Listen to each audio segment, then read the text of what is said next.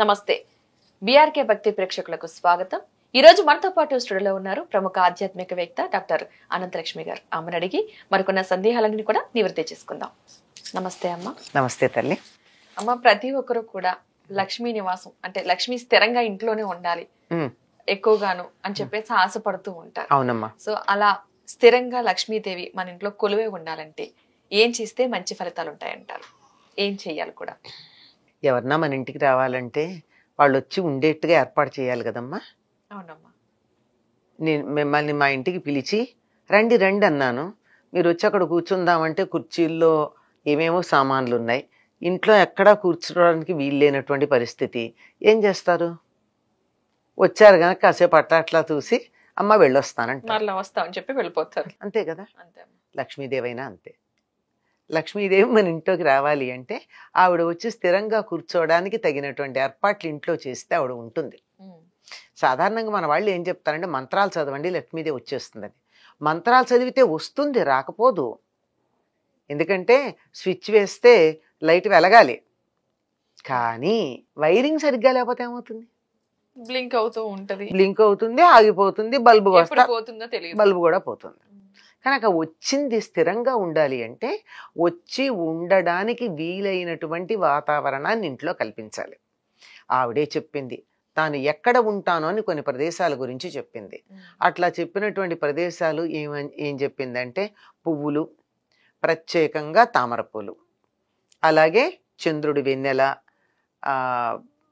ఏనుగు కుంభస్థలం, ఇవన్నీ చెప్తూ స్త్రీల యొక్క ముఖాన కూడా ఉంటానంది. తర్వాత పసుపు, ఇలా చాలా ఉన్నాయి ఆవిడ ఉంటానని చెప్పింది. శుభప్రదంగా మనం వాడేటటువంటి వస్తువులు పసుపు, కుంకుమ, పూలు, గంధము, ఇట్లాంటివి. వీటన్నింటినీ మనం చాలా జాగ్రత్తగా ఎక్కడ ఏది ఉండాలో అక్కడ అరేంజ్ చేసుకుంటే లక్ష్మీదేవి వచ్చి ఉంటుంది. అవి అరేంజ్ చేసుకోవడానికన్నా ముందు అక్కర్లేనివి తీసేయాలి. కొన్ని ఉంటే వాళ్ళ అక్కగారు వచ్చి కూర్చుంటుంది, జ్యేష్ఠాదేవి. అంచేత ఆవిడికి ఇష్టమైనటువంటివి ఏవున్నాయో అవి మన ఇంట్లో లేకుండా చేయగలిగినట్టయితే అమ్మయ్యా నేను రావడానికి చోటుందని ఈవిడ వస్తుంది. వీళ్ళిద్దరూ ఒక చోట ఉండరు, బొమ్మ బొరుసు లాంటి వాళ్ళు. అంటే రెండూ ఒక చోటే ఉంటాయి, కానీ దీన్ని అది చూడదు, దాన్ని ఇది చూడలేదు. ఇది విడితే గాని ఇది రాదు, ఇది ఉంటే ఈవిడ రాదు. ఇల్లు శుభ్రంగా ఉన్న ఇంటికే వస్తుంది. ఇంట్లో బూజులు అవి వేలాడుతూ ఉంటే, దుమ్ము కొట్టుకుపోయి ఉంటే అలా గుమ్మంలో నుంచే పారిపోతుంది. అంచేత శుచిగా ఉండాలి.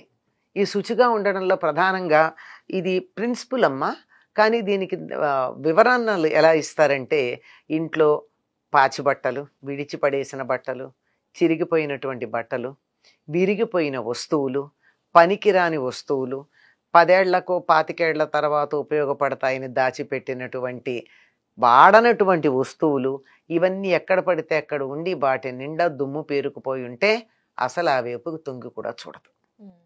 అంటే దాచిపెట్టుకోవాల్సినవి లేవని అంటల్లా, కొన్ని విలువైన ఉంటాయి, బంగారం కావచ్చు లేదా ఇంకేవైనా కావచ్చు, చాలా విలువైన ఉండొచ్చు, కానీ వాటిని చాలా భద్రంగా దుమ్ము పడకుండా వాటికి మీద కూడా బూజు ఎక్కకుండా దాచిపెట్టగలగాలి.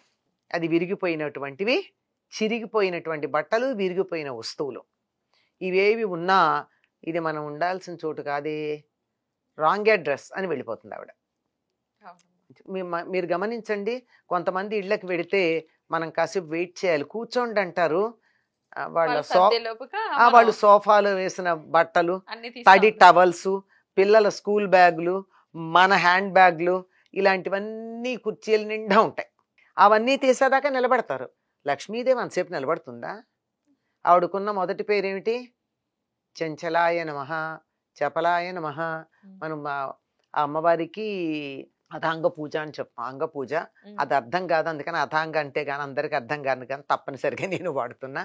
అది చేసేటప్పుడు మనం చేసేటటువంటి ప్రతి అవయవానికి పూజ చేసే సందర్భంలో చెప్పేటటువంటివి ఇవి. కనుక ఆవిడ చెంచల, ఎక్కువసేపు ఉండదు. ఎక్కువసేపు ఉండని తల్లిని రాంగానే కూర్చోబెట్టాలి, కానీ ఆవిడ వచ్చాక సర్దుబాట్లు చూసుకుంటామంటే ఎక్కడ కుదురుతుంది? అంచేత విరిగిన అద్దాలు, పని చెయ్యనిది గడియారాలు, ఏ వస్తువు పని చేయకపోయినా, ఏది విరిగిపోయినా దానిని ఉంచకుండా ఉండాలి. అప్పుడు లక్ష్మీదేవి ఉంటుంది. శుచిగా ఉండాలి.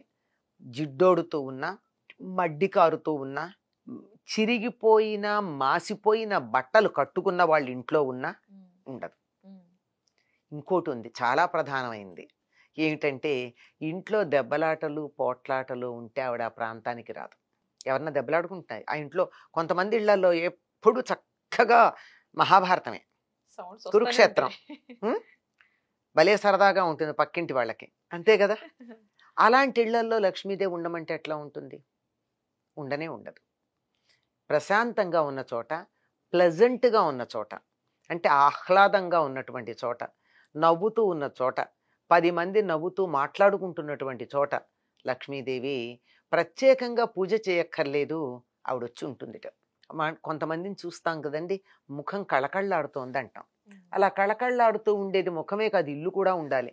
అలా కళగా ఉన్న ఇంట్లోకి ఆవిడ ఒకసారి తొంగి చూసి ఇక్కడ బాగుందే, కొంచెంసేపు కూర్చోవచ్చు అనిపిస్తుంది.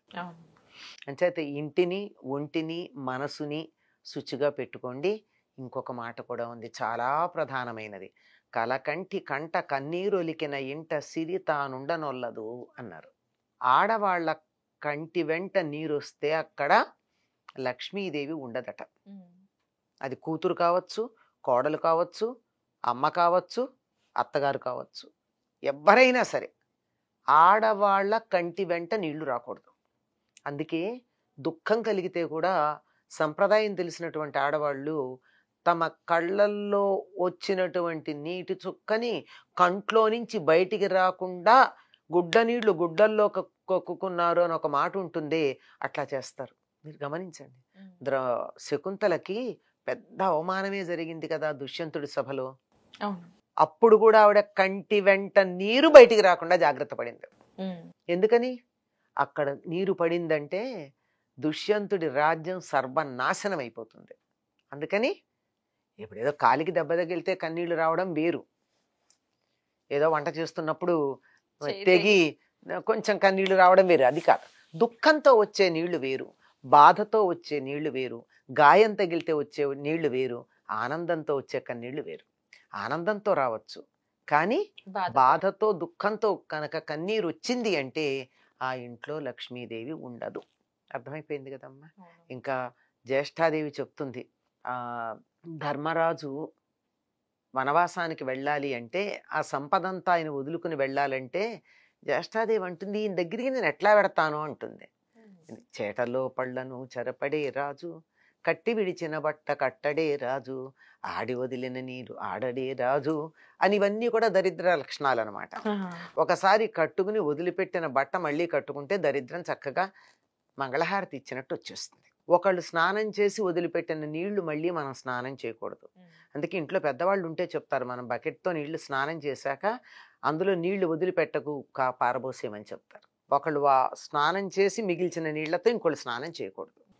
ఆ ఇంట్లోకి పొరపాటున కూడా లక్ష్మీదేవి రాదు. అంటే వంట బాగుండలేదని ఇలా గిరాట్లు వేసుకుంటూ ఉంటారు కదా అన్నం దగ్గర, అన్నం పారేసిన అలాంటి చోట్లకి లక్ష్మీదేవి రాదు. కనుక ఎక్కడికి రాదో మనం చెప్పుకున్నాం గనక ఆవిడ రావాలంటే ఏం చేయాలో బాగా అర్థమైంది కదా. ఇంట్లో నవ్వుకుంటూ ఉండాలి, సంతోషంగా ఉండాలి. సంతోషం అనేది డబ్బుతో రాదు కదా. సంతోషంగా ఉండాలి, ఉన్నదానితో సంతృప్తిగా ఉండాలి. ఇంటిని శుచిగా పెట్టుకోవాలి, మనస్సును కూడా శుచిగా పెట్టుకోవాలి. దెబ్బలాడద్దు. ఎవరికన్నా చిన్నగా కోపం వస్తే నవ్వేసి ఆ కోపం తగ్గాక వాళ్ళతో మనం మాట్లాడుకోవచ్చు కదా, మునిగిపోయింది ఏముంది. అవును, మాట్లాడితే కాసేపు వదిలేస్తే అదే అయిపోతుంది కదా. ఇలాంటి చిన్న చిన్నవి పాటించకపోవడం వల్లే పెద్ద పెద్ద ప్రమాదాలు వస్తున్నాయి. నిజంగా మీరు చెప్పింది 100% నిజం. ఎందుకంటే ఒక చిన్న గొడవ జరిగినప్పుడు మరొకరు మాట్లాడడం మానేస్తే అక్కడితో ఆగిపోతుంది. వీళ్ళు ఇంకొక మాటని వాళ్ళు ఇంకొక మాట అనేసరికి అది ఒక పెద్ద యుద్ధమే అవుతుంది. ఎక్కడికెక్కడికో దారి తీస్తున్నాయి ఆ విషయాలు కూడా. పక్క వాళ్ళు అవ్వచ్చు, కుటుంబ సభ్యులు కూడా అవ్వచ్చు, ఎక్కడైనా ఇది ఇంకా కామన్ అయిపోయింది. ఓకేనా, మీ రోజు మీ విలువైన సమయాన్ని కేటాయించి మా స్టూడియోకి వచ్చి అసలు లక్ష్మీదేవి స్థిర నివాసం ఏర్పరచుకోవాలంటే ఏం చేయాలి, ఎలాంటి నియమాలు పాటించాలి, ప్రత్యేకించి మనుషులు ఎలా ఉండాలో మంచి విషయాలు తెలియజేశారు. ధన్యవాదాలమ్మా. నమస్తే అమ్మా.